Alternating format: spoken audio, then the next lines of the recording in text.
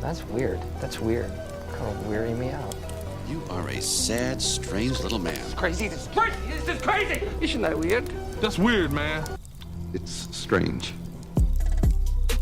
What's up, campers? Welcome back to episode 123 of Camp Strange. I am your camp counselor, Alex Tobin, and we're back to bring the spooky, wacky, weird, strange, and leg? And as you may have noticed, David could not be with us this week because he has prior engagements he has to deal with, but in lack of a David, we have brought another David. A David you all know, you all hate. That's right. I'm talking David the Coward. Wow. It's an honor to be here. I feel like I have some really big size 22 shoes to fill for the other David. But I'm pretty sure the last time we did this recording that we got past the coward line, but that's fine. I'm back. Sure, yeah, coward. no, I'm here. The coward status will always live in infamy on this podcast. You will forever and always be a coward to us. So thank you so much for coming back on. It's been a very long time since we've had you on. I think I was on episode 55.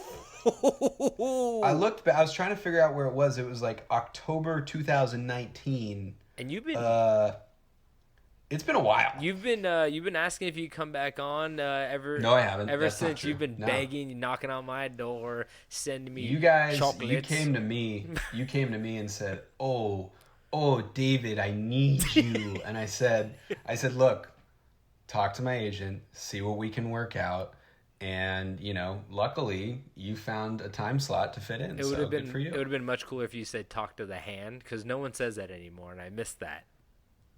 I don't know what I would say if somebody said that to me. I don't know if I'd like it. I'd chop their hand off.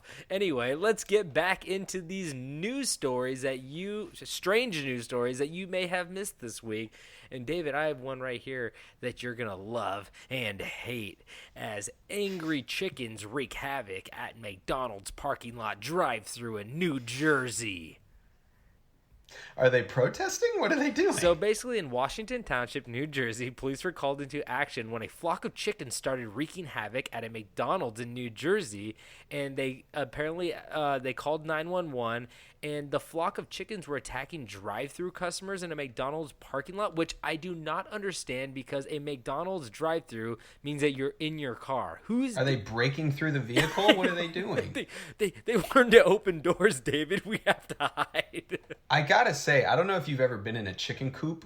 They hurt.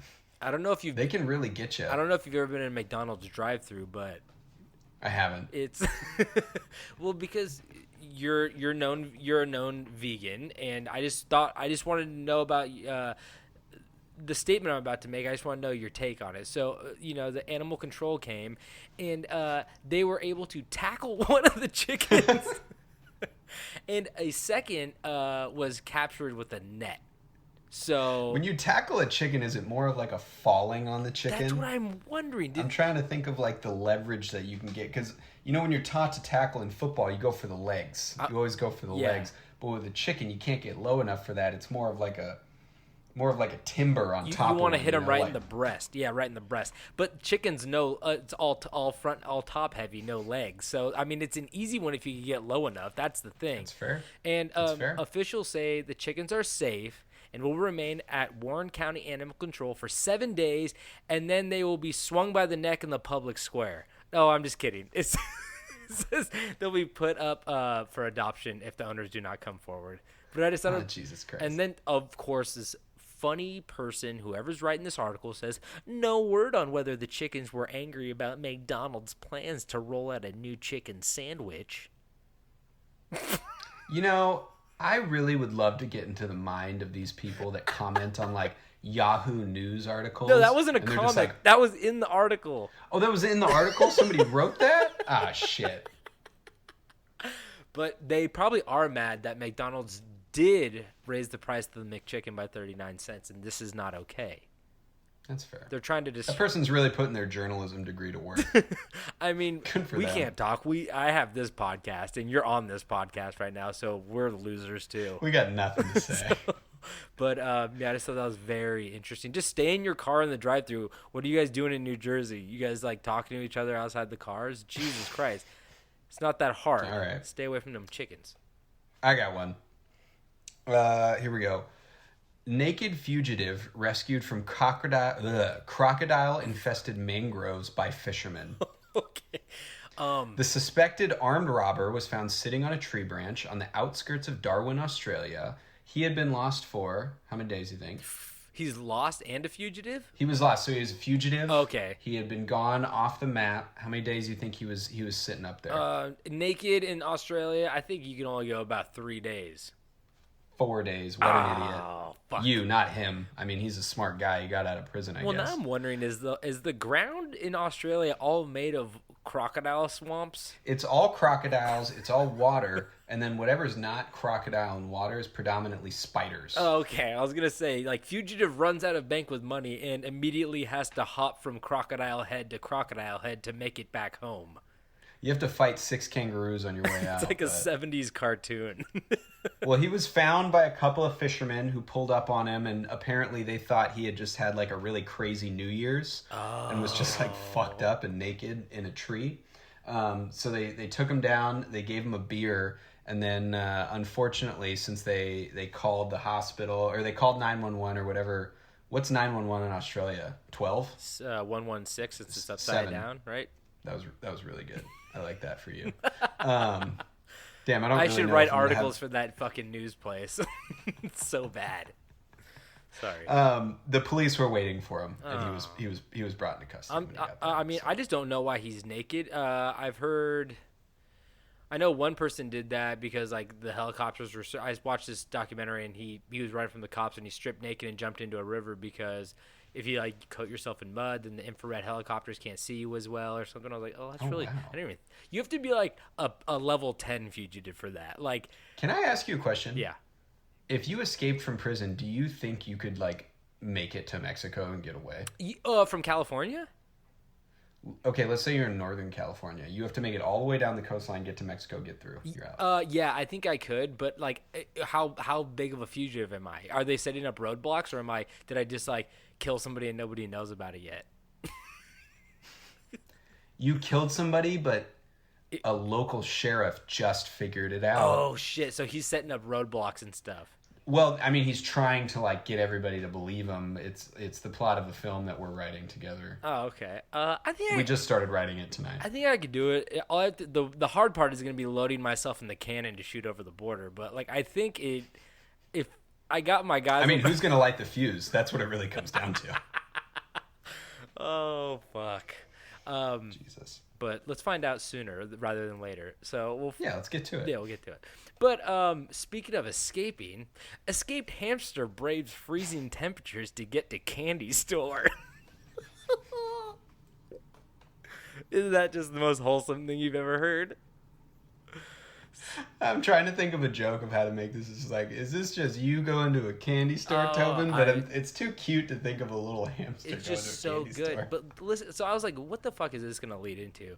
So this happened in Scotland, and an apparent escaped hamster has braved sub-freezing temperatures to make it to a candy store, and apparently the Scottish SPCA said the hamster was caught on CCTV footage clinging to a person who entered the Poundland candy shop in Glasgow. That is a sexy candy store. I know, that's what I was thinking too.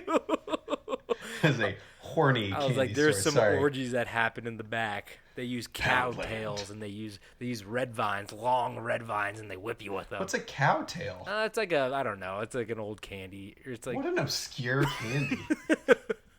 Anyway, so this hamster was just clinging onto this person. Where were they? Where they had a hamster on them, or a hamster could get on them? Hear me out. What's a hamster weigh? At least 1 pound? 1.7 pounds. You feel when a fly No, not even a lands on pound. you, I don't. like, No, not even a pound. A hamster? No way. man. Half You know pound. what? Anybody probably going into a candy store called what was it? Pound? Poundland. Poundland, they probably have too many pounds on themselves. They didn't feel it. He's like, he already had 4 other hamsters in his pocket. But apparently the hamster jumped off, and apparently, the shopper was completely unaware inside the store, and they just, like, found this hamster, checked the CCTV, and the hamster's in good health despite his journey through the street's temperatures that reached a low 5 degrees. Ooh, no thank you. And he probably has a nice little winter coat going. Do we have a name? They don't know his name, so they named him. What did they name him? David. Of course. They named him David. No. They named him. I saw you trying to figure out a name. No, they named him Tom Cruise. Oh, fuck. That's really good. They said. I was going to say, like, Bon Bon. Oh, that would have been good. Like a candy name. Yeah, he's like a licorice or like saltwater taffy, the hamster. No, I really think Bon Bon was kind of a win. Yeah, I don't know why we're moving away from that. Maybe just like Tootsie Roll. Maybe like Nerd. Fucking Nerd. Nerd Rope. Well, speaking... Oh, do you have more? No. But he's doing okay. I think they're trying to find the owners. Did anybody adopt him? No, they're trying to find the owners right now, but I'm sure there's a long line of people who want Bon Bon / Tom Cruise. Big time. Well, speaking of Tom Cruise... Nella Zeiser sets Guinness World Record for eating chicken nuggets. The former Miss Earth New Zealand made the fast food gone in 60 seconds. Okay, wait, how many nuggums are we talking? So here's why I brought up this story, because typically I don't think this is like Miss Earth? too interesting. It's just, Miss Earth New Zealand. I don't know what that means. Nella Zeiser, the former Miss Earth New Zealand and a medical student, still found the time to be an eating champ. Guinness World Records on Wednesday posted a video of her setting the mark for the most chicken nuggets consumed in a minute. Oh. So you hear that, you think it's going to be something really... what's your guess for most chicken nuggets in a minute? Oh, man. I don't know what's a funnier answer. Should I go low or high? I'm going to say 14. Okay, so this is why I was blown away. Because it was 16. Okay. And I thought that was low. It does seem low, especially for like people who are competitive food eaters. I've seen like people eat hot dogs so fucking fast, and a chicken nugget. I watched the video, and I'll send it to you, and it's like, it's not super impressive. Like when you see Kobayashi splitting dogs and just fucking huffing them down. Yeah, Joey Chestnut. Like, oh man. Joey Chestnut stuffing his fucking chomper full of dogs. On a regular basis, you gotta soak the bun. That's the trick. Dip soak it in the water, bun, stuff the dog. Stuff dog, yeah. Stuff the dog. Because they do it in Coney Island. You gotta say dog. Yeah. You gotta dog. I anyway, eat on wood slats on a pier. I genuinely think you could beat this. I think I would choke to death and die trying. I get so scared. Yeah, but like you go out a winner. I know, but like, wasn't there somebody that went to our college who like went to a pancake eating contest and they choked to death and died? And I always think about that now. I don't know. Well, either that's real or I just made that up to protect me. Was that a weird fever dream you had? It's my mind protecting my body. This is the dream you had when you were sleepwalking in your night terrors, eating pancakes in your fucking kitchen at 2 a.m. Then I might have actually choked and then formed that in my dream.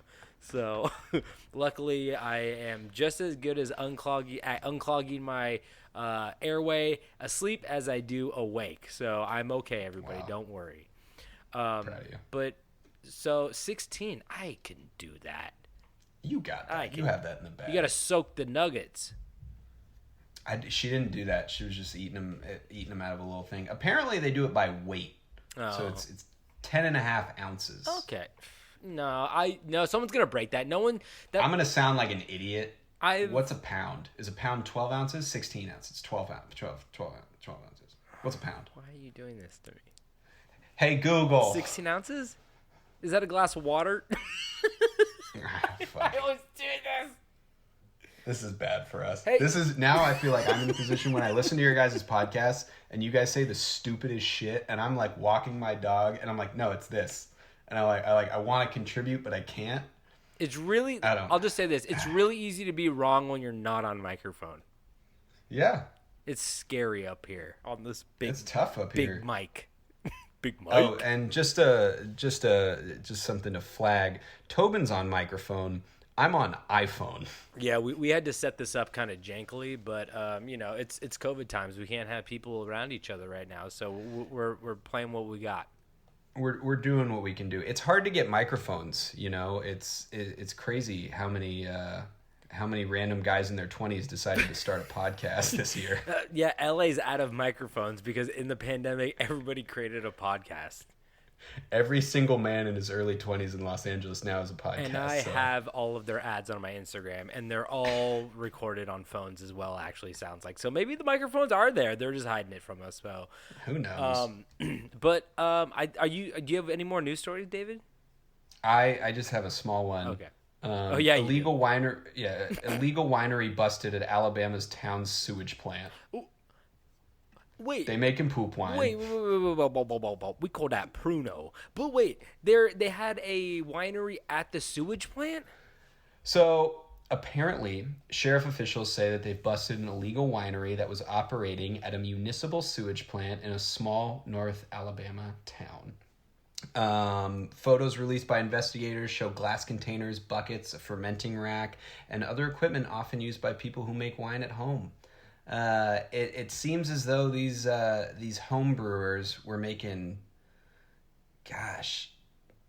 more than 100 gallons of white and red wine. Why? And it's illegal to make more than 15 at home. So it's like the whole weed plant thing where you it's like 4 plants per person or something like that. 2 plants? Is it 2 plants per person or 4 plants per person? Yo, bro, I'm gonna tell you this right now. Alcohol was like the original weed. I know, dude. Seriously, but what a terrible joke. Everybody should stop listening to this fucking podcast. No, now. I agree with you. If you smoke too much weed, people don't look better. They look scarier. Ooh, she's sexy over there, my drunk friend says. I say, who, the guy in the bunny costume? I'm scared. Donnie Darko reference. I don't know. I just like imagining somebody being like, "Hey man, you wanna try this wine? Oh, where was it made? Right next to the shit." Yeah, no joke.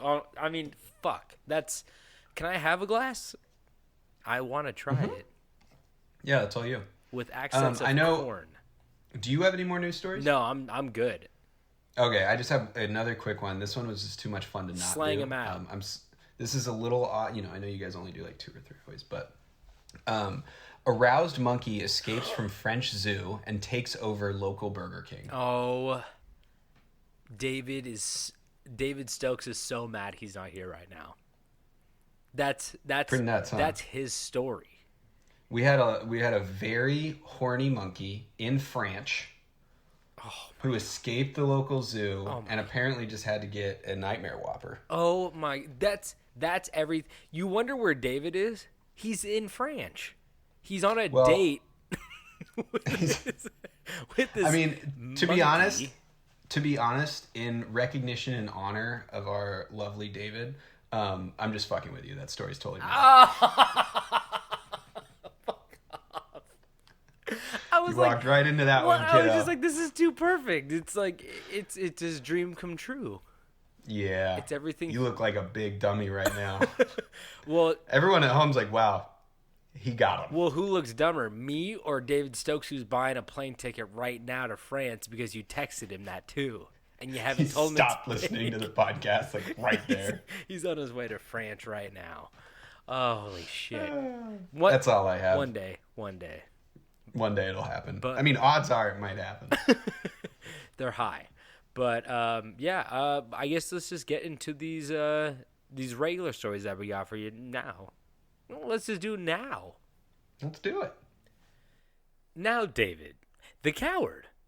Although David Stokes is not with us today, I would like to read you a story that just reminded me of him in a strange way. Now, most of you know David Stokes has a rotten leg, which stinks. That is why he has to wrap it in a trash bag on the daily. So it's today, in a bag. it's so stinky. It's gross. Dogs always bothering with it. Yeah, dogs are always nibbling at it and shit. I feel bad for the guy. He can't walk down the street. Oh, he can't walk. Too many dogs. Can't walk in general. That leg's stiff. Can't even roll down the street. Too many dogs are going to be bothering with it. It's either it has no blood or all the blood. I don't know. I can't figure out the anatomy of his leg right now. Oh, God. So today I want to read you a story about a leg, but not just a story about a leg. A story about deception, fraud, murder, and of course a leg. So today I tell you the story of fraud queen and serial killer Martha Marek. Now, you probably don't know this name because I didn't know this name until I went into the deep, dark depths of Reddit and I found a name and I started reading and I was like, ooh, this is very Camp Strange. So, she sounds like a shortstop, like a professional softball player shortstop. Yeah, she stops it with her chest. She just like leans in, boom, like the ball. You ever hear a pops name up. and you're just like, that's a baseball name? Martha Marek. Yeah, for sure. Like anybody named Bo, that guy plays baseball. Yeah, and she's doing like on her baseball card, it's like the stance where you're just like extending the bat towards the fence, kind of. You know, like not like a wind up, but like like a Babe Ruth point. That's like the coolest. For her, I kind of feel like card. it's the baseball card isn't of her. It's just all leg.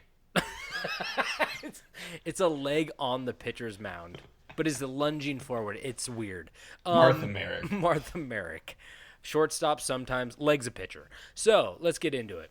So Martha Lowenstein was born in Vienna. That was her maiden name, obviously. So she was. Thanks for clearing that up. I just thought, a lot of people are confused now. Who's this? So Martha Lowenstein was born in Vienna, Austria in 1904, back in the day, to unknown parents as she was orphaned at a very early age. Although an orphan, Martha grew up in poverty as she eventually came into care of a poor Viennese family. I wanted to say Vietnamese. First one of the episode. Fuck off. I wanted to say Vietnamese. It's Viennese family who took her in. In 1919, at the age of 15, Martha began working in a dress shop to make money for her and her family.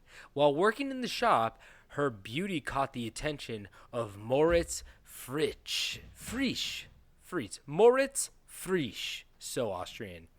A wealthy 74-year-old department store owner. Oh, that's not okay. This is 1919, but I'm pretty sure a 74-year-old man is not supposed to look at a 15-year-old and go, wow, she's so beautiful. I can't wait to buy a dress from her.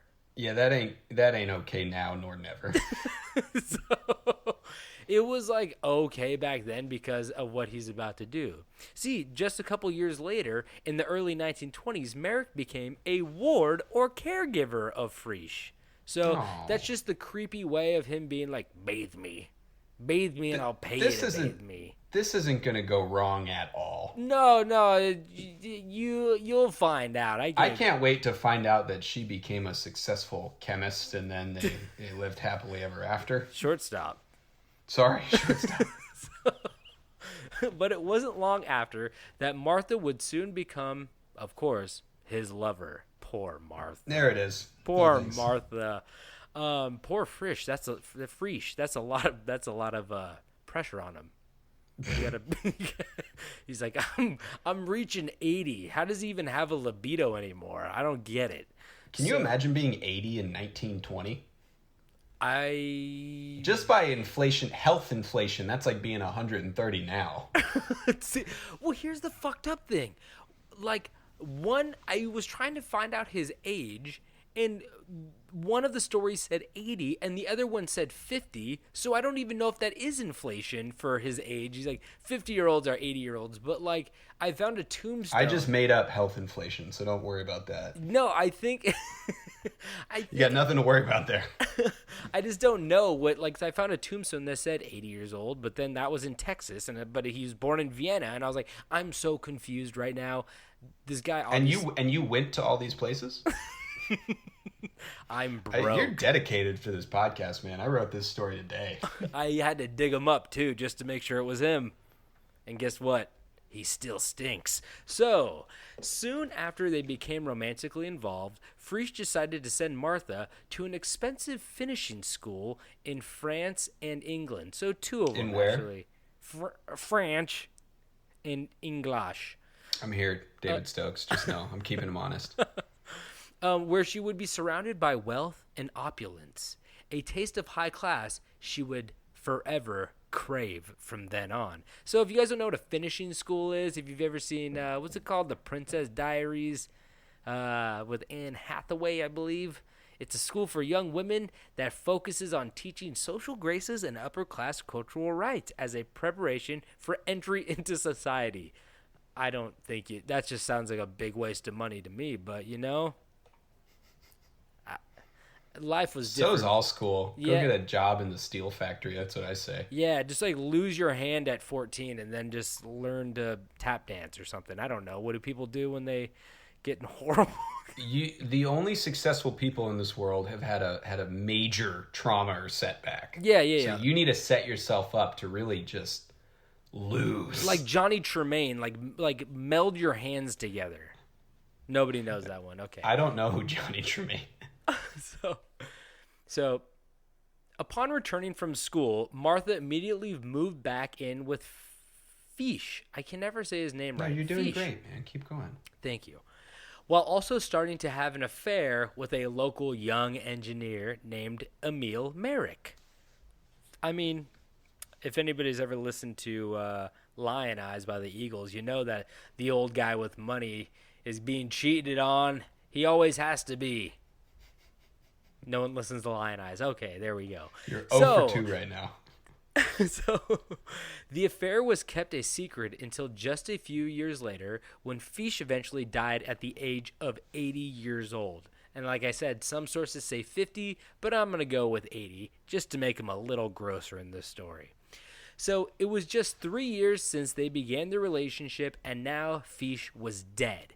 And Martha had inherited his mansion in the Vienna woods as well as a large sum of money. Hell yeah, that's how you do it. I'm surprised he didn't have any family he wanted to give any of that to, but she might have known that when she, got in a relationship with him, which it's all strategic, baby. Look, at the end of the day, don't tell my fiance. The goal is ultimately to still marry an extremely old, extremely wealthy woman. Who has a mansion in the Vienna woods. Oh, yeah, big time. I mean, where else am I going to live? Where else am I going to eat my Vienna sausage? 100%. Out of the can.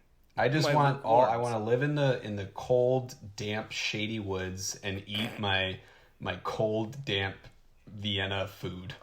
Off of mossy rock. What do they eat there? Moss and sausage? Mossage. Mossage. So, within months of Fish's death, Martha and Emil were happily married. Not a good look, but who cares? He's dead. Living in the Vienna mansion. But it would only be 2 more years before their lavish lifestyle caught up with them and the money dried up. I don't even know how you spend that much money in 2 years. This lady had a spending problem, obviously, or something like that. I don't know, but it seems like every time she gets money, she just burns through it in like months, weeks, years. I don't know, but it's crazy fast. I'll tell you how, buddy. Online gambling is pretty easy. I've always wondered about that. I think I could be a millionaire. You ever play Pai Gal online? Oh, I don't know. What's the one with it's pinball, but also gambling? They played in Japan. Is it called Plinko, Chipinko, Paclinklo? I just want to let you keep going, making noises over there. What's it called? It looks fun. No, you were close with Chiplinko. Pachinko. Was it Pachinko? Al Pacino. Oh, wow, let's play some pinball. So, the couple was forced to sell the lavish mansion because they were broke now, but for some reason, they felt like they still did not have enough wealth to live the lifestyle they had become used to, so they came up with a plan. So they sold his Vienna mansion in the woods for a bunch of money, but they're like, we still need more money. So they came up with this stupid, fucked up plan. Okay? Listen to this. I'll be the judge. Here's the story. So on June 25th, 1925, What a year. Emil Emil Marek was rushed to the hospital with a severe injury. You see, Emil's leg had been nearly lopped off in a wood-cutting accident so severely that amputation was the only option, causing Emil to lose the leg altogether. What at first looked like an unfortunate accident became much more suspicious when Martha and Emil began to demand insurance money for the accident. Who are they trying to claim insurance on? The big-time leg insurance Oh, companies. God, I forgot about leg insurance. Shit. David has a lot of leg insurance, but like, actually, no, I don't think they would let him because he has that. He was born with that Oh, my shit God. leg. Pre-existing condition. Pre-existing Exactly. gross, stinky leg. He's fucked. He tried to like paint it a normal color and walk in there, and they smelt it. So like, they're like, "No, dude, you're not tricking anybody." So the flies and the dogs and Do you remember the last episode we did together, and we were sitting there, and that weird toad just jumped out of the leg bag? Yeah, the leg. Yeah, and then the hamster. Oh, remember? And it was like it came out. I was like, "This isn't the candy store." Yeah, and that was like, a sad hamster. He was looking for candy canes. He got stink leg. you got stink leg. That was a bad day. Cowtails. So, I still don't know what a cowtail is.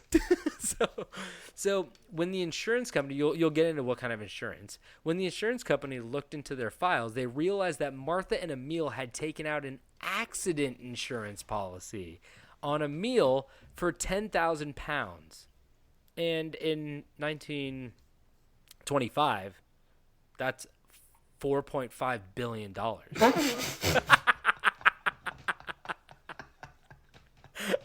I don't know how much that was, but whatever. So, but they had taken out an insurance policy just a day before the accident, which is like, it seemed like everybody ran insurance scams back then, but they would like take it out like a week before.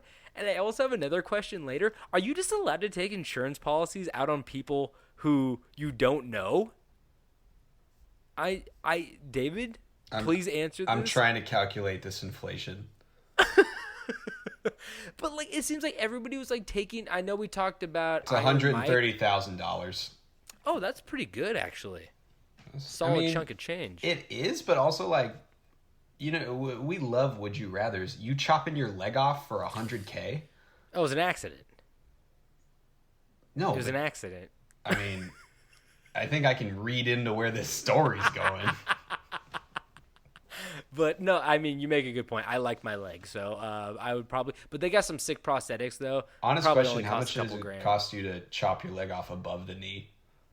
Above the knee? Yeah, dude, I need at least over $1 million. Thank you. At least below the knee. $10,000. It's like, will you pay my rent this month? Honestly, I've been kind of hoping to be a pirate for a while now, so I mean, it's just serendipitous at this point. So, this began to raise a lot of questions, and the insurance company refused to pay out the money until the accident was looked into with more detail. As a lawsuit between the parties formed, a forensic expert hired by the insurance company was able to clearly prove through multiple traces that the leg that was supposedly almost severed in a wood chopping accident actually was a self-inflicted mutilation with precisely 3 chop marks embedded in the leg wound. Self-inflicted? Dude, she made him do it. Oh. They have this whole plan, and he's like, all right, take the leg off. And she's like, ew, no. She's like, I'm not good with aiming. And he's like, well, I'm bad with aiming once I fucking go into shock. So, but it's I like crazy. imagining a forensic expert in the 20s who's just like, the most they can do is just be like, leg don't look right. Oh my God, seriously, I talked about that too. Like, the murderer, I think a comedian brought it up. I don't remember who, but he's like, imagine being a detective back in the day. There's John Mulaney. Yeah, he just has to be standing there with, like, covered in blood, like, with bloody footprints leading back to his house. It's so difficult. Even in, like, the 70s, I just watched a doc about the Yorkshire Ripper, and they just, like, couldn't catch him, and they had so much evidence because they just didn't have DNA. DNA changed the game, so DNA was invented in 1990. DNA absolutely changed the leg insurance game. We were all blobs until DNA was formed in 1990. There were legs just floating around everywhere. People collected on these legs. You find a leg, you get money. You cut off a leg, you get money. And DNA came around. It's like, oh, now we got to work. Ah, fuck. Ugh. So the case became publicly known as mass media coverage began to grab hold of the story. Unfortunately for the insurance company, though, the public took the side of the beautiful Martha and her husband, believing the insurance company to be trying to suppress the payment. But that didn't actually matter what the public thought, because the Mareks were charged with attempted fraud regardless. But it is kind of crazy. That just goes to show you, people, like, society doesn't really change. Like, the good-looking person gets, like, more of the sympathy than, like, even if they're in the wrong. I mean, I think what's her name's a perfect example of it. Who's the lady that killed her baby? I don't even want to say that, but Oh God, Casey Anthony. Who's sympathizing with that person? I don't know. Like, people were like, maybe she didn't do it, but she was just kind of like a cute lady. But then there's like also a bunch of people who are like, she obviously did it. But you know what I mean? Where it's like, Did Katie just hear you call Casey Anthony a cute lady? oh.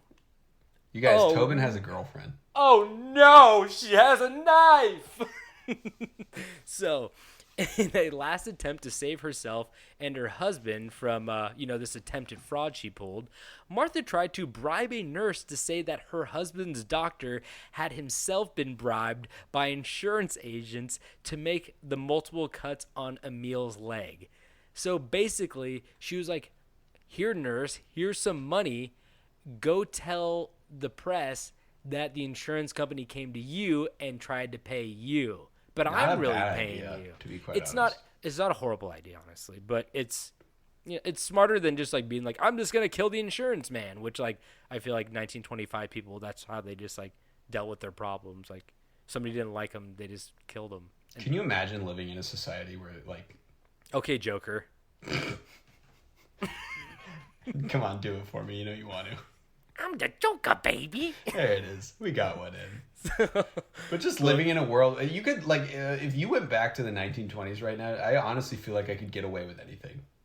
Oh my God, yeah. I feel like I could just like Bank punch a robbers person. thought they were good then. I've never robbed a bank, allegedly, but I could go back then and just clean house. Yeah. Oh my God, it's so easy. But here's the thing too. It's much easier to get like shot because people just like, I think they're a little bit more cavalier, where it's like, well, I'm just gonna shoot you and deal with the repercussions later. Now we have like Law and Order where people go, well, I might go to prison for 25 to life. I don't want to do that.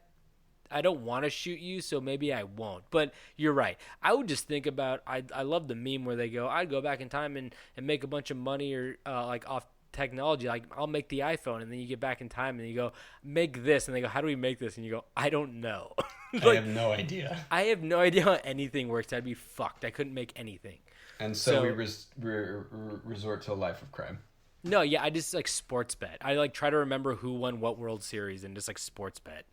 So, ultimately, though, kind of like Biff from Back to the Future, but let's not get into that. So, I mean, we can. We've got the time. So, I just invest in Tesla. That's what I'm just gonna do. So, ultimately, though, the fraud charges were dismissed, but the Mareks were convicted of bribery instead. So, that's just kind of like when you're like, it's too hard to get them on the fraud. So let's just get them on the bribery, which like the nurse is just like, I have the money and I could testify in court. So they kind of shot themselves in the leg. Damn it, you stole a joke from me. Fuck. I knew it. And they ended up serving 4 months in prison. Not that bad, actually. So, but that guy lost a leg. So that's They didn't get any money? Look, right, next line. The insurance company did eventually settle out of court, and the Mareks received £3,000, which barely covered the court costs, actually. So they settled out of court for the fraud, but then they got him for the bribery. So they had to pay them some money. So they gave him $3,000. And So now he ain't got no leg. he got no leg. So while Martha was in prison, she met a woman by the name of, oh God, here we go, Leopoldine Lichtenstein. Not bad. Yeah, actually, I just know Liechtenstein because I'm a big fan of Baby Geniuses, and they go there. So she was in there for poisoning her husband with thallium containing rat paste. Poisoning her husband with the thallium. Oh, the thallium containing rat paste Zelio. What does that mean? It was a paste called Zelio that contained something called thallium that was poisonous. And this seeded an idea in Martha's head that would eventually resurface years later. You see, once Martha and Emil were released, they moved to Algeria in the north of Africa. I don't know why. They moved from Germany to Algeria. Damn, that's a tight-ass move. They probably where does a dollar get stretched the furthest? Algeria? Let's go for Algeria. It's all we have. What'd you say? It's all we have. I mean, €1. $1 exactly. Like we could buy a coconut. They don't even have coconuts in Algeria. Fuck. But they would go there and they would eventually have 2 children, but no financial success, as most of the money dried up in Emil's attempt to be an inventor. So it turns out Emil's not good at inventing shit either. Emil's from the future, and he keeps trying to invent the iPhone. He's like, I thought coming back to 1925 would be good, but I'm just broken legless now. Jesus, this sucks. So the couple moved back to Vienna and began selling vegetables on the streets. I feel like that's your future in the most positive way I could think. Hey, I'm okay with that. Thank you. Yeah, some okay. Radishes. There we go. See? A carrot. You know your vegetables already. You're halfway there, buddy. Cucumber. How much do you charge? 6. There we go. There was like 6 what? Just 6? Just 6. Whatever you got 6 of, give me it. 6. I traded 1 carrot for 6 carrots. I'm on the come up right now. This one guy yesterday just breathed on me for 6 times. He ate I was like, tuna damn fish. it. I mean, you got me. I didn't specify. Fuck. He didn't. He read the clause. So, here's your eggplant. But of course, selling vegetables on the streets just wasn't enough to get by. So Martha took matters into her own hands. See, Emil, who had always been somewhat sick since the leg amputation, I wonder why. Understandably, suddenly died in July of 1932 of what, David? Since you listen to this podcast, what does everybody die of back in the day? TB. There we go. He supposedly died of tuberculosis, baby. I was running through all my. Is it an acronym? It's an acronym, right? I was running through all I was just trying to think for so long of all the disease acronyms, and I got it. Oh yeah, you got TB right on the. You got leg. all the haunted TB hospitals. I know. You got it. So just a couple weeks later, this is sad. Their 7-year-old daughter also met the same fate as Emil, dying of TB. Both of these deaths would put insurance money in Martha's pocket, though, but it once again wasn't enough. This greedy bitch. So, Jesus Christ. Well, I guess you can call her that. Yeah, you'll find out why. She didn't give them the TB. True. Or did she? Oh, shit. So, Martha soon began to once again, look after her wealthy and aging aunt, Suzanne Lowenstein, who she soon moved in with, and you guessed it, within a couple months, Suzanne also died of TB, as Martha inherited her small fortune. She has a small fortune now. Small fortune's enough for me. She got, multiple insurance claims now. So, Martha immediately spent all the money she gained from these 3 deaths and needed a new victim, who she found in a new boarder in her home. So she brought in 2 people into her home so they could stay in rooms, and they boarded there. So they rented rooms in her house. And one of the people that rented a room was an elderly woman named Kittenberger. I assume that's her last name, not first name Kitten, last name Burger. Like a sprained ankle, boy, ain't nothing to play with. So I'm going to take off. I'm good. We're going to end the podcast here, right? He didn't like my early Drake reference. You can hear me walking out. This ain't nothing at all. So Kittenberger died shortly after, of course, and Martha received an insurance policy of only $300. Well, that makes sense. If it's just somebody in your boarding house, you shouldn't be able to take out a fucking insurance policy on This them. is my question. My next sentence is, can you take out insurance policies on random people? I just want to pause and say I'm really doing a great job of being David Stokes and also being you by interrupting your story and saying what you're going to say next. Well- I'm really killing it. Well, yeah, you kind of are a hybrid. This is what happens when you listen to this podcast. You become two obnoxious people in one. Hold Not on, saying wait. that you're I'm gonna be obnoxious. David. I'm gonna be David again. One sec. Ah, there we go. There we go. That's the Dave. David, is that you? Are you back? Anytime you hear a beer Papa? cracker, Papa. Papa, you're back with your leg. I smelled you coming up the street, hobbling. So, I heard the dogs are barking. all the dogs in the neighborhood went wild. Wild thing. Anyway, sorry. So, needing a bigger payout, she devised her last scheme. Martha noticed an expensive painting hanging in her deceased aunt's house and decided to hide the painting in a nearby warehouse and claim that the insured painting had been stolen. So I guess she's insuring paintings now too, which is a lot easier and smarter than insuring people who are going to die. Yeah, I steal paintings all the time. That's fine. It's fine. You said you rob banks. Rob an art gallery. That's a little bit more fun, you know? Yeah. Nicolas Cage. I stole the Declaration of Independence. It's in John Voight's oven. Don't look in there. So, this would have probably worked if not for the detective who was assigned to the case. His name was Ignatz Peters. The detective who had also investigated the mishandled leg amputation years earlier. Let's go, baby. So instantly suspicious, Peters searched warehouses across Vienna until he uncovered the paintings.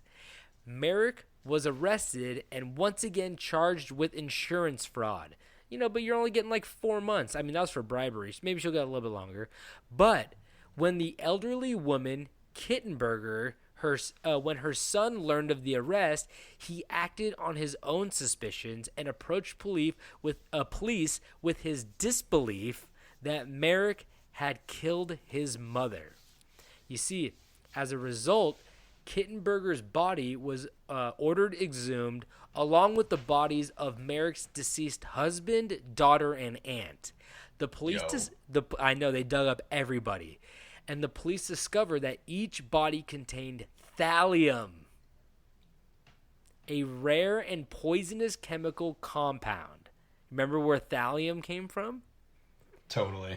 The lady in the prison killed her husband with the Rat thallium. poison. Yeah. Yeah, I was listening. No, I'm here for sure. So Peters then sought out Marek's son and found him in a poor district of Vienna, suffering from the effects of thallium poisoning. So she was poisoning her last living child. What's the crossover? Did I miss this where you explained the crossover between thallium and TB? They thought she died of TB. She didn't actually die of TB. It's just got to have like very similar symptoms or something? Yeah, it makes you very gaunt and weak. When you're being poisoned, you probably become skinnier, start vomiting. Where to buy TB thallium? poison. Send thallium to Tobin. Keep going. So not surprisingly, but he later, the son recovered in the hospital after being hospitalized, which is very, very good. Because that mom was about to take an insurance policy out on her last son, which is fucking awful. But not surprisingly, Marek had recently taken out an insurance policy on her last remaining child, just like I said. Shit. I just read that sentence twice, basically. Do it one more time. Comedy, rule of threes. So he's still alive. It's fine. So Martha Marek maintained her innocence to the end of her trial, which was held in 1938. The prosecution, however, sealed its case by proving that she had been a steady customer of a Viennese chemist who sold thallium to her. So they got the plug. They got the thallium plug. And Martha Marek received the death penalty, which had been reintroduced to Austria. This is where it gets a little like well, I don't know if we should be applauding this or condemning it, but it had been reintroduced to Austria by the controlling Nazi party. And she was beheaded by a single blow of the guillotine on December 6th, 1938. So, Oh my God. So basically, the Nazis were like a formed party at that point. Obviously, World War II hadn't started, but they brought back the death penalty, which eventually, instead of her getting prison time, they guillotined her instead. So it's Jesus. obviously no one likes the Nazis, but we also like to see justice brought to child. I want to murderers. come out on this show as clearly anti-Nazi. Okay, so we're anti-Nazi, anti-wasp, anti-goose. Anti-goose. Anti-goose. Okay. It's a three-prong anti-stance. And if I see a wasp or a goose in a Nazi uniform, you know I'm coming at you. I'm fucking coming at you.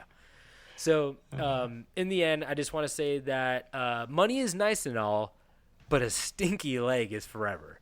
Because there's no fitting way to end this story. Because it's just a weird fraud, murder, poisoning leg story. Self-lopping off the leg story. So You know what's crazy is even with that leg chopped off, they probably had it stored in a closet for weeks or buried underground for months. It didn't even smell close to as bad as Stokes' leg. as David Stokes' leg. I don't know how he puts pressure on it. It looks like a water balloon that's about to explode. I'm afraid to walk next to him. I don't imagine sitting next to an airplane on that guy. I know. It's like I can't. he's I like, truly "Can you can't move your imagine it." seat up? My legs roasting back here." And I was like, "Oh my god, It's cooking. it's good. It's cooking." Can you put the blind down on your window? The sun's cooking my leg. It's not getting tan. It's just boiling. I'm getting blisters on this thing. Holy shit! I'm picturing the grossest fucking leg right now. I can't do this anymore. Jesus. But 3 hacks to the leg. I can't get over that. He hacked it, and then he hacked it again, and then she's like, "You know what? This isn't deep enough for an axe cut, like an accident. Hack it one more time." What's he hacking it with? Is it a hatchet? Because that's all you could get. I'm trying to do the angle myself. Dude, I don't think it's like when somebody goes like, "Oh, they committed suicide with a shotgun." I'm like, you can do it. Because there's been people who have done it where like they put their toe on the trigger. I don't want to give anybody ideas, but like I've heard like people do that because it's such a long gun that you have to like keep it far away from you, and you usually can't reach your hand there. But if you have a full blown axe and you go, "This is the axe I did it with," you can grab it right by the blade. You gotta choke up on the axe. Yeah, you got to choke up. You remember in Little League, and you were the little guy, and you had to use the really good guy's bat, and he was way bigger than you. Hey, the pitcher's a leg. It all comes full circle, baby. It's just all leg, baby. But like, it's crazy to think. Like, I mean, I think she maybe got like a whack in there because there's no way he had the momentum to even like get anywhere close through that leg, right? I think here's my call. He took a hack, went into shock. Legs just there. She was just like, okay, I gotta step in. Mm-hmm. She lines up in the batter's box. Yep. Takes 2 big swings. Done deal. Or he built a Rube Goldberg machine, and it was like did it, and like the ping pong ball was going across the little track, and it's like did it, and then it popped the balloon, and then like the other ball started rolling down, and then eventually the axe came down on his leg. And then they had to do it again 2 more times. It was horrible when he had to set up for the second. The first one, there was a lot of anxiety. The next 2 were really, truly terrible. He's like, "Blow up the balloon and fucking blow out the candle. We gotta do this again." Love a Rube Goldberg machine. They're so fun. That's a good story. It's chock full of leg, mystery, and poison. What more do you want? Strange things, if I may say so myself. But Hey-o. that's my story, so hope you enjoy it. Pretty damn good. All right, so let's get into my story. Tobin, first and foremost, thank you for having me today. As a longtime listener, now 3-time contributor, and a huge fan, it is my hope that I can absolutely ruin my story with as many typos as you typically have in yours, and hopefully bring the same type of chaotic, primate-driven, horny energy that good old David always brings in full force. Why does he get the good descriptions and I get the bad ones? And by the way, the words are spelled right. I just don't know how to read. That's exactly why he gets the good ones and you get the bad ones. I can write. I can't read. Hey, man, you just learn to be better and I'll be nicer. Okay. Fucking ass. So, Tobin, and God, I hate this. Should I call you Alex? Does everybody just like call you Alex on this pod? Do I just have to change? The only how other I feel person about you? on this pod is David Stokes, and I don't know what he calls me. Who knows? I don't think he says He anything. doesn't say my name. I'm like Voldemort. I mean, Yeah. Oh, God. So, Tobin, as you may know, our country has been going through quite a big time as of late. Big time. You may be thinking, big time. You may be thinking to yourself, ah, yes, politics, change, the dawn of a new era. I say to you, no, you're wrong. The thing I am actually referring to is a small group of true believers who are opening their eyes to the falsehoods that have been spoon-fed by the pudgy hand of American democracy. I am talking about the revolution, the movement, the cataclysmic realization that birds are not real. oh, I think we talked about this a little bit with the goose last episode where You guys touched a little bit on it, and I was thinking to myself, well, fuck, my story's ruined, but then you jumped off it real quick, and I'm glad you did. yeah, I don't know much about Because I'm these. ready to educate the world. You know, there's been a big change. You know, people are starting to come to a realization that a small faction of the United States has been aware of for a long time. And honestly, with everything that's going on right now, I just really think it's important for the American people to know what's really going on. I think that's fair too. I don't know much about these mechanical birds, but I need to be prepared, and I need Yeah. to know how to defeat them if I ever come to a swarm. Yeah, well, you know, before I blow your mind, I think it's important to know what we're dealing with here. And to do that, I think we need a little backstory. So, let me get into it. Okay. Oh, whatever you say, Now- asshole. Now, you may have heard of a little startup known as the CIA. The Central, the Central Intelligence Agency was created on July 26, 1947, when Harry S. Truman signed the National Security Act into law. A major impetus for the creation of the agency was growing tensions with the USSR following the end of World War II, which, this is fun, our stories kind of, you know, somewhat get close to each other. You know, you took it up to World War II, I'm taking it right after. Yeah, the leg lives. Yeah, so, you know, things weren't great with Russia, and, you know, you may think to yourself, wow, David, we had issues with Russia, but we're so chill with them now. So weird, right? It's like, the way things were back in the day is just crazy. Well, when Allen Dulles was named the first civilian director of the CIA, he took it upon himself to lead the charge in state-sponsored surveillance at the highest level. Wanting to keep tabs on the Russians and any other possible spies. Hey, Alex. Damn it. Fuck you. Wanting to keep tabs on the Russians and any other possible spies in his great country, he knew that cameras and surveillance on the ground could only go so far. And so, in 1956, with the direct permission from Dwight D. Eisenhower, Dulles took his program to the sky. Ooh.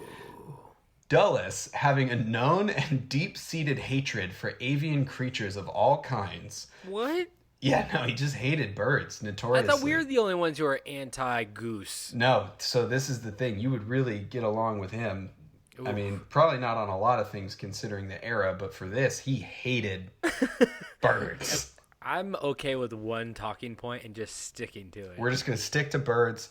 Dulles hated birds, and you guys also hate one very large bird. I don't So- have enough I honestly don't have enough interactions with most birds to hate them. I do hate geese because of their fucking rude attitude, but You ever been bit by a goose? close. I got snapped on once. Really? On your wiener or like where? No, not my wiener. Just my arm. What other animals have you been bit by? Mine's only a goose, a goat, and a dog. I got bit by a crocodile, and they went into the what's it called, the death spiral. I got dragged down 400 feet into a swamp, and died. And now I'm an android. Please No, now continue it's your kink, and you were the guy who was naked above the crocodiles in Australia. I healed myself. I have regeneration abilities. We don't That's kink for next shame. episode. We don't kink shame on this podcast. We just goose shame. Yes, goose shame, wasp shame. Not to So shame. anyway, Dulles absolutely hated avian creatures, hated these frickin' flyy boys, and he thought to himself, why not kill two birds with one stone? Ooh. So, not wanting to alert the public or any possible Russian spies of his plans, Dulles knew that the only option for mass sky surveillance was to murder every single bird in North America and replace them with millions of sophisticated robots capable of mimicking real birds in every way. Okay, my problem is I guess airspace over North America is considered. So now he's going into Canada and murdering birds.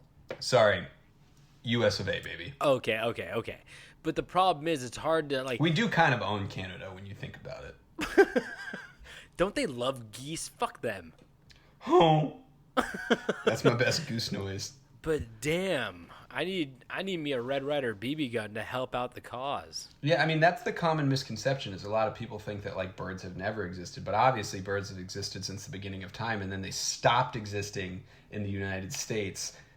Well, I'll get into it, but like, Yeah, I mean, it's pretty obvious that dinosaurs were once birds. Are you telling me he killed the dinosaurs? no, this is the thing: is birds were around. Every bird existed. And then Dulles knew that in order to have like the amount of bird drones that he wanted for it to not seem like birds were everywhere, he just had to eviscerate all birds. Yeah, you can't have double birds all of a Can't sudden. double bird. No. So while Dulles wanted to get his drones up and running as soon as possible, he faced the difficult task of eliminating all the birds in existence. That's the fun part of the job. The building the fake birds is hard. I could kill a bird real easy. All right, I'm going to try to get through this part. If Stokes' stinky trash bag leg existed at that time, they simply could have captured the smell and released it above the atmosphere. Was this serendipitous? Did you write this Yeah, before? it really was. I did. Wow. I wrote it today. Holy shit. Unfortunately, this was in the 50s and 60s, so about 10 years before David was born.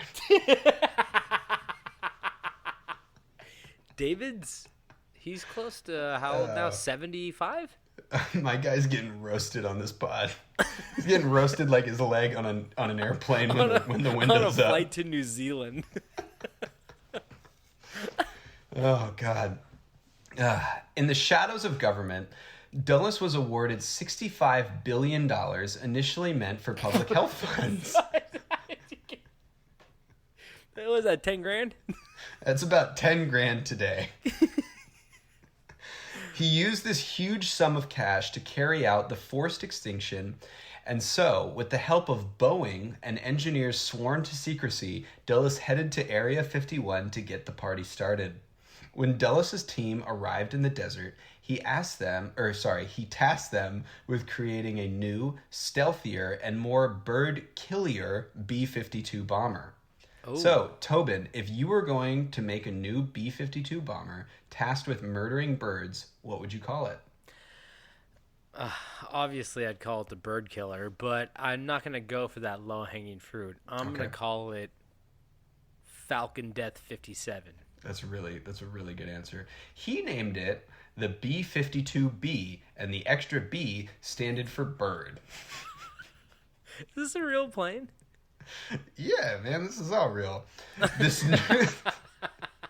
I just love my favorite part, which is greatly overlooked, was the $65 billion in 1950 something. Hey, man, you're grossly underestimating the amount of money that the U.S. government wanted to use to murder birds. They hate them. This new bomber was outfitted with a 450-gallon water tank in the place of typical bombs. Oh. The tanks in the planes were then loaded with a specially formulated bird poison. Poison. Was it thallium? This poison was designated to work fast and effectively only on birds. So it, couldn't get down and reach the people. Oh, God. Science never got it. All this information got out, but the science of the bird poison never just seemed to reach the public. Oh, God. It was sprayed from the planes as they cruised undetected in the night sky, and once it even touched a bird, or their feathers, because, they're two different entities, it immediately entered its bloodstream. Knowing that they couldn't get all the birds, they made the poison transferable from bird to bird, much like bird gonorrhea. I don't think that's how poison works. That's how this poison works. If No you know question. one thing about birds, birds hate each other just as much as we hate them. So they're not hanging out together, okay, guys? We don't hate all birds, just like No. the big lake birds known I as love a toucan.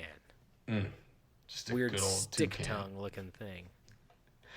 The most genius or evil addition from the scientists creating the substance was how the the poison, would eventually enter the bird's bone structure and decompose them from the inside out in under 24 hours, leaving no trace of the bird so the public would not know anything happened. I was about to say, what happened to all the dead birds that they had to clean up? So now they're just decomposing at like an extremely rapid that's rate. a super, super dumb question of you because obviously it got into their bones and then decomposed them from the inside out.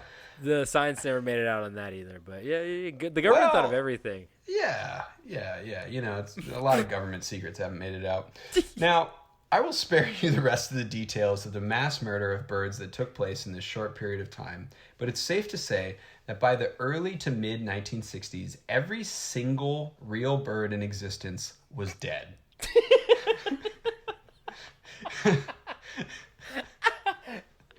Oh wow! I love all those birds that come to America from like Russia and like all these Asia. I want a better life. No. Especially are penguins on the list? They can't even fly. Dude, all the birds that came through Ellis Island looking for a better life. Just like boatloads of penguins just coming to see. God. I gotta see the Statue of Liberty. I gotta see it. They smoke. They smoke. Why are penguins like freaking bodega owners in New York? With I a don't know. smoking They habit? just are. I don't make the rules.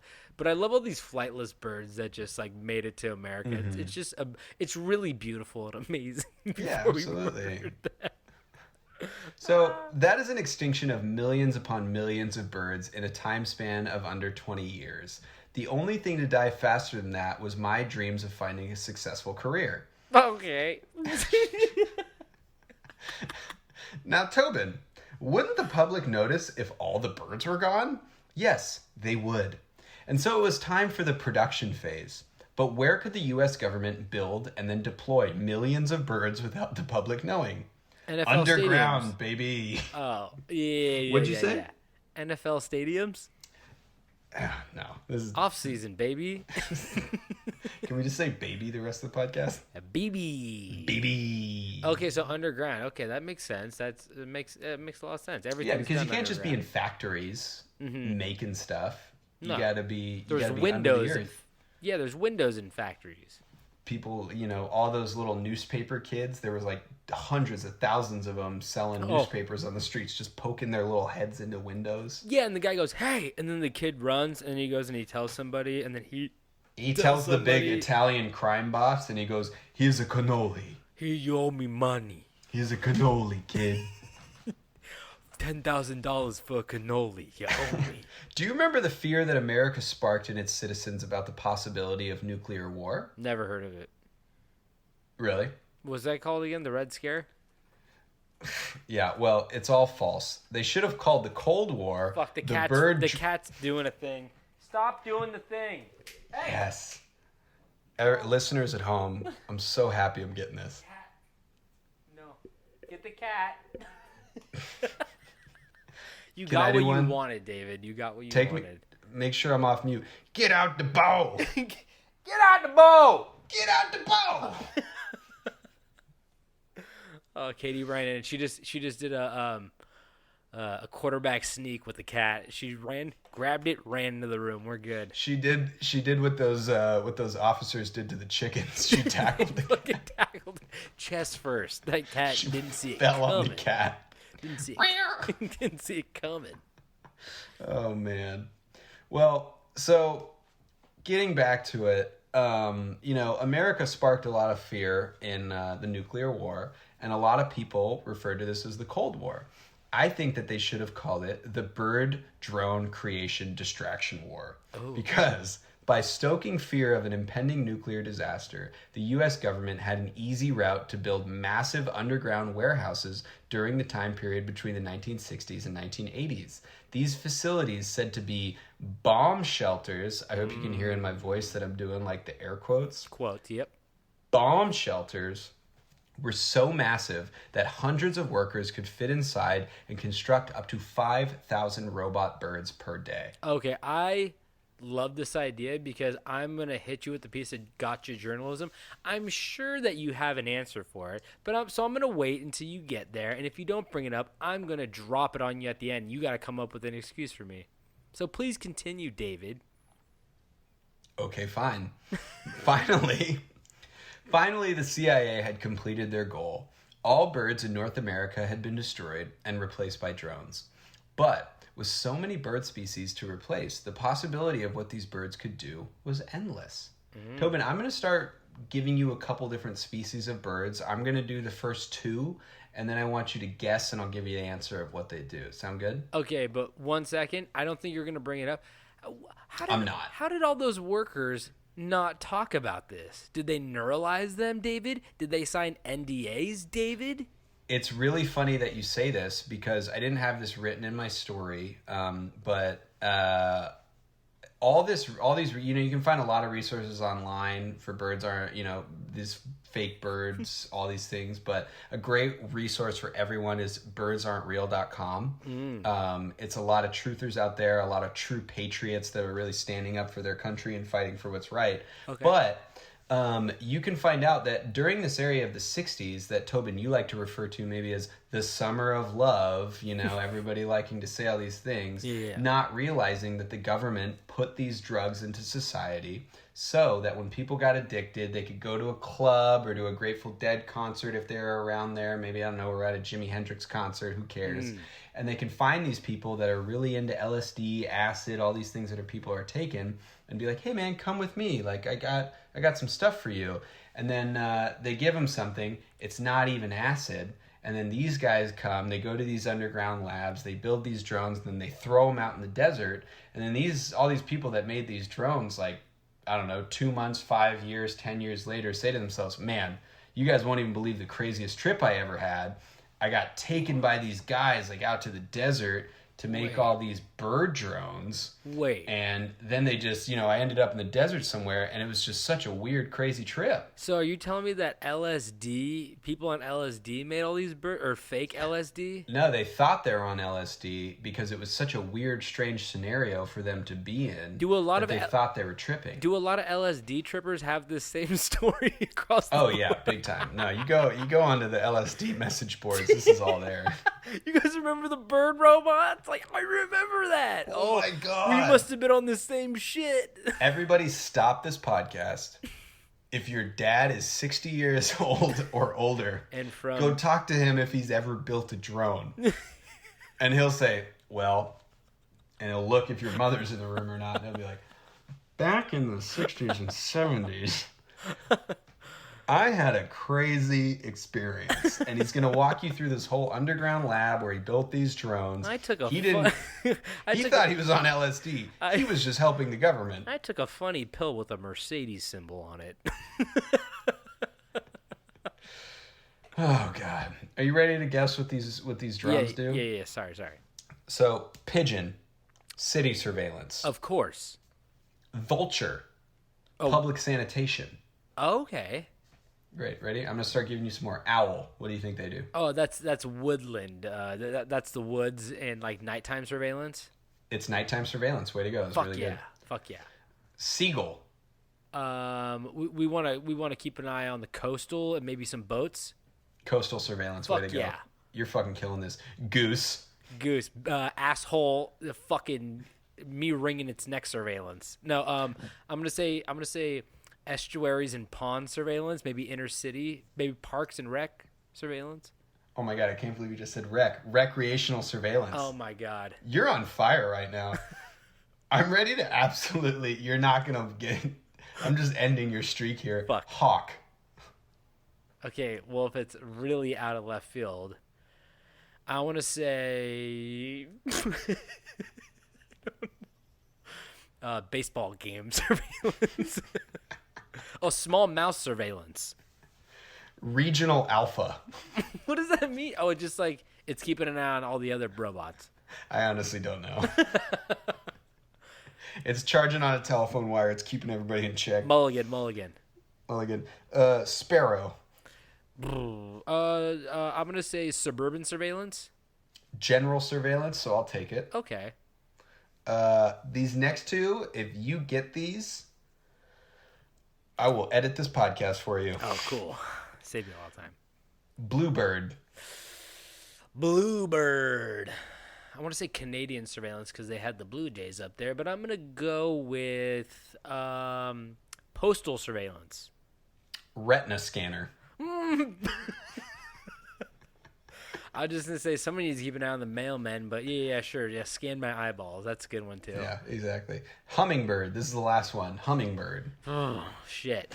Obviously, it's not going to be something that I'm expecting. Inner ear surveillance with their little noses. Attack drone. What? It's like attack a drone. dart. It just shoot right into your neck. Okay, I was kind of close with the inner ear because like that's the most delicate place for a hummingbird to just stab right into. Get the brain. You were there. Yeah. So, while many say that the theory that birds are not real may seem far-fetched, last year, I'm talking 2019, 2020, baby, it was revealed that the South China Morning Post, it was revealed by the South China Morning Post that 30 Chinese military and government agencies were deploying drones that looked like doves to spy on citizens. The program, codenamed Dove, is led by Northwestern Polytechnical University, Shan, and each bird is built with GPS technology, a high-definition camera, and flight control system. The scientists behind it say that they replicate 90% of the movements of a real dove. So clearly this tactic of high-level bird warfare is not just in the US anymore. Oh, fuck. Even more proof, in 2011, German engineering company Festo, what a fun name, launched a flying machine that looked exactly like a herring gull. Named Smartbird, the drone is so realistic that quote-unquote real seagulls, we don't even know if they're real, actually fly alongside it, believing it is one of their group. Oh, it's just two different companies, birds, like trying to like... They're just trying to copy America. It's what everybody's been trying to do forever. We did it first, you guys. Like, stop, like, Festo, China, get out of here. Yeah. Am I happy about it? No. But are we the best at it? Yes. Yeah, of course. Yeah. So, the next time that you are out on a walk or a stroll in your local park and you see a friendly old man feeding pigeons, sprint up to him as fast as you possibly can. Rip the bread from his cold Dead hands. Eat the bread and yell at him while you do. Don't feed the machines. Don't give them more power. Fight, resist, overcome, and then turn to the birds, aka drones, and whisper to them, I know what you are. Oh, I just go up and I go, whack around your family with a pocket full of shells. That's a Rage Against the Machine bit. You really took the climax of my story to the next level with Rage Against the Machine. Oh, man. And he's like, I'm confused. I'm like, we'll eat it now. It's exactly. really good. So, holy shit. So anyway, yeah, birds aren't real. Like I said, a lot of this info came from the dark web. But if you don't have a VPN that you really trust, I highly suggest going to birdsaren'treal.com and check it out. This is brought to you by NordVPN. This is brought to you by NordVPN. The CIA can't find you. Oh my God. I did not know all that information about the different types of birds, that we were the original creators, that we had $46 billion to kill birds. I mean, that's the most interesting fact to me, and it totally makes sense. Because I would kill them for free. You don't have to well, pay I was going to say that we had to kill the birds, not that you kill them for no money, but that's fine. I just, like, find me in the park, and they're like, oh, well, what about, like, decomposing? I'm like, they decompose in my belly. And I'm just swallowing pigeons whole. I'm like a python, baby. I've always thought about you that way. You ever Just see a me? big, slippery, sweaty python. I always do the thing where I unhinge my jaw as a party trick. It's really funny.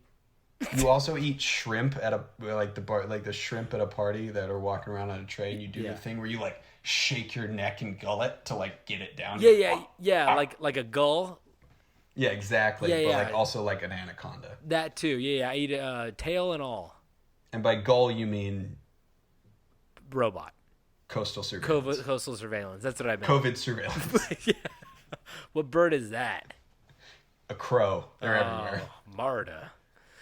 Oh my God. Well, is that the end of the story, David? That's it. That's all I mean- have. Yeah, I you mean- would know that if you didn't come in with a Rage Against the Machine bit at the end of my story. I have to finish every podcast with the Rage Against the Machine, but okay. I mean, that's totally fair. thought you I listened to understand that. this. No, that's my bad.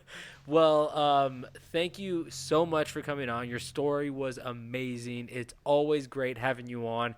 We got to get you back on when Stokes gets back because I feel like this trifecta will really just, solve all of the mysteries of the world. And As long as we're still remote and I don't have to get near that leg, I'm good. Yeah, count me in. I'm so glad he moved away. I feel like even a state away, I could smell it sometimes if I catch the right Santa Ana wind. Seriously. Oh, my God. They were trying to figure out what started all those forest fires in Oregon. How does Stokes' leg. How does the leg do that? I don't even know. It's like Well, it got so hot his from his fumes flight from there. his fumes from his leg are flammable if you Yeah. want to be real about it. But A lot of people don't know that. no.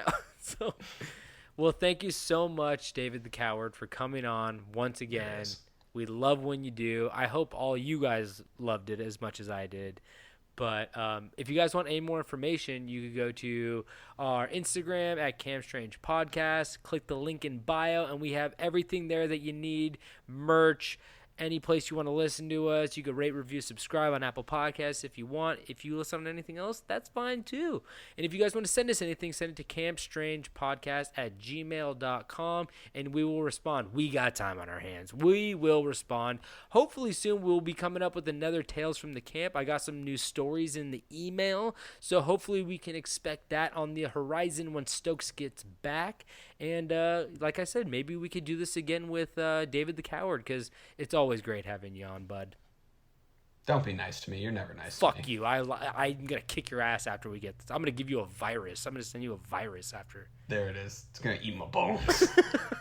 Oh, It's going to eat all my bones. I got the TB. No, you got the bird virus, baby. Oh, wait, that's a real thing, too. Bird flu. Oh, God. Oh, shit. This world's a nightmare. Okay, David, do you have anything to say before we head out of here? See, you make this easy on me. I can just say David again. David, do you have anything to say before we head out? Every single bird you see next week, just yell at it. Scream as loud as you can. And on that note, don't forget, I know you won't, to stay strange.